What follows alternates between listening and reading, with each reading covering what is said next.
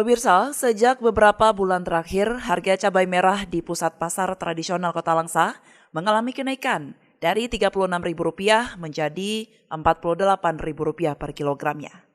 Salah seorang pedagang, Iqbal, mengatakan kenaikan juga terjadi pada beberapa komoditi bahan pokok lainnya, seperti kentang, yang biasanya harga Rp12.000 menjadi Rp14.000 per kilogram.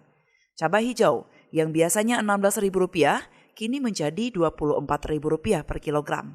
Bawang putih yang biasanya Rp24.000 kini menjadi Rp30.000 per kilogramnya. Iqbal menambahkan, harga kebutuhan bahan pokok sering tidak stabil dan juga sering berubah. Biasa normal dia 32, 36 kan. Ini 40, 42.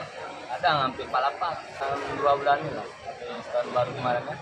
Hijau harga naik juga 24. Biasa dia 16.